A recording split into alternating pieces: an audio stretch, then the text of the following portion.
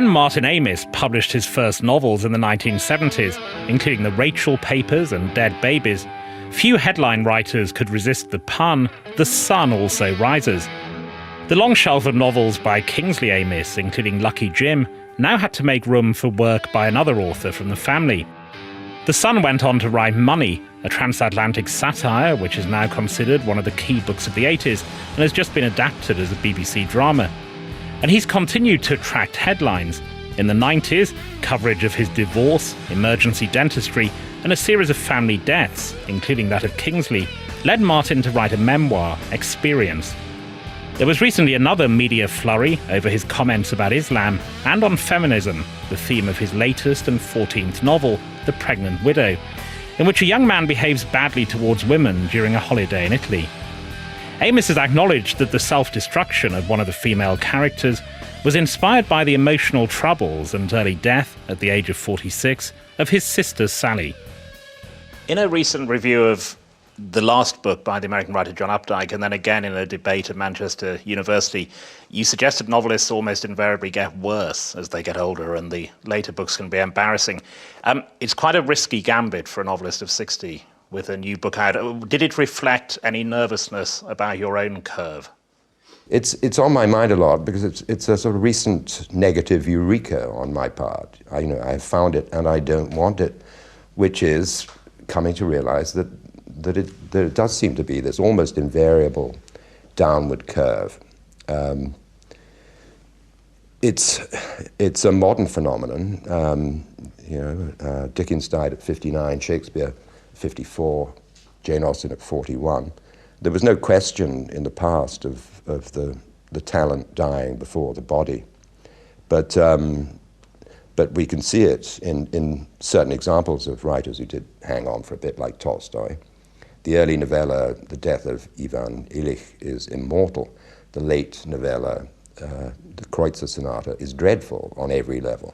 I'm going to be haunted by it, I'm sure, and I wish I wasn't so self-aware about it. But for the time being, I've just finished a long novel. I've almost completed another novel, and I know exactly what the novel after that's going to be. So after a great struggle with this book, I'm in remission. You refer to this in your memoir, Experience, and you've become part of this small repertory company. Probably Salman Rushdie is the only other novelist, and for other reasons, who newspapers just write about. They think our readers will know who these people are, they'll want to know. In your case, it was partly, perhaps even largely, because of being the son of a famous novelist, Kingsley Amis. I'm sure that's it. And it's been a strange ride, really, from the 70s to now, in that when you start out, everyone is almost embarrassingly generous. In that climate, anyway. I'm not sure how it would go down now, but and everyone's saying, oh, it must have been very difficult, and in fact it wasn't. It slightly eased things, being the son of. But later on, it changed. Now, I don't think I should be penalized for being the son of Kingsley Amis, because I didn't have any say in it. But I think that's what happens. And thus I became the English novelist about whom you can say anything you like. On the other hand, I can think of no other examples in literature of a father, a parent and a child producing bodies of work that are about the same, weight, roughly. In most cases, sort of David Updike and others, they write one novel or one book of stories, and that seems to satisfy whatever it was that made them want to write, a certain emulousness, rivalrousness with the parent. It was nothing to do with my father, my starting to write. It was always, I always knew I was in it for the long haul, that this would be my life. So maybe, if there is a privilege, it's that I've never taken what's said about me too seriously, because writing isn't a sort of magical profession for me, as it must be to, I think of my friends, son of a businessman, son of a schoolteacher, son of an army man. To find yourself a writer must be extraordinary. But to me, it never was extraordinary, because nothing is more banal than what your father does. I was also very struck, looking back, to an extent that I hadn't realised before, that if we look at your 14 work of fiction so far, from Rachel Papers 1973 to Pregnant Widow 2010, there is a recurrent structure. In a large number of them, there is a man in pursuit of a woman. It's true of Money, it's true of London Fields, and he will probably be humiliated in the course of this quest. Yes, I taught Philip Roth's first novel, novella, Goodbye Columbus. If you remember, it was filmed, and a quite memorable scene of the girl saying at the swimming pool, "Will you hold my sunglasses?" Then he goes straight home and calls her up. And I said to my class, I said, "That's pretty flash, isn't it?" I said, "That's the difference between an American novel and a British novel. A British novel, the first 40 pages would have been about him plucking up the courage to give her a call." We are, as a nation, sort of uniquely diffident.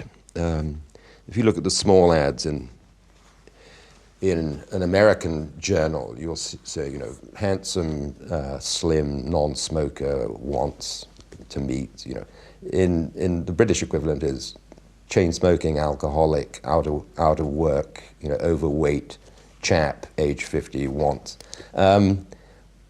We are a diffident nation in these matters, and I reflect that. I helplessly reflect that. I think we're full of nerves and scruples about interactions between the sexes. So there is a great weight of tradition that will tend to humiliate the male. Your father was very interested in popular genres, but he would declare it. He would write a crime novel or a science fiction novel. I hadn't realised the extent to which you have used those genres. So Time's Arrow, we have an element of science fiction in that it goes backwards. London Fields, in which a woman colludes in her own death, is a kind of murder novel. So you have taken on those generic structures, but without being as open about it. Without actually being much interested in the form. I used to be interested in science fiction, but the novel Night Train, for instance, is a sort of policier, a noir policier, but I can't have read more than half dozen of those in my life. Kingsley, you know, the truth is that Kingsley regarded the novel as actually a form very junior to the poem, and thought that its role was mainly that of entertainment. Well, he once said Dick Francis was the greatest living English novelist, didn't he? Yeah, and also he said to me proudly one day, quite late on, he said, I've decided I'm never going to read another novel that doesn't begin with the sentence, "A shot rang out." And that's what he liked to read. And when people say, weren't you upset that he didn't read your fiction? I'd say he doesn't read any fiction. He reads thrillers. You know, if you asked him who his favorite novelist was, he'd say Anthony Poe, and then he'd be really rather stuck to come up with anyone. Didn't like Dickens, you know, didn't like Nabokov, didn't like Saul Bellow, didn't like all the people I like. So it was not that wounding when he sort of turned out not to read me. He read Time's Arrow in a day, and was very nice about it, but I'm sure that was because it did have an element of science fiction, and that it was a kind of puzzle and an inversion of reality of the kind he liked. But even the novel dedicated to him, London Fields, he, despite my mother, who was by then his housekeeper in old age, standing over him with a knife, he didn't get beyond about page 20 of that. Looking back now at these 14 books, and Money does feel like a pivotal novel in that before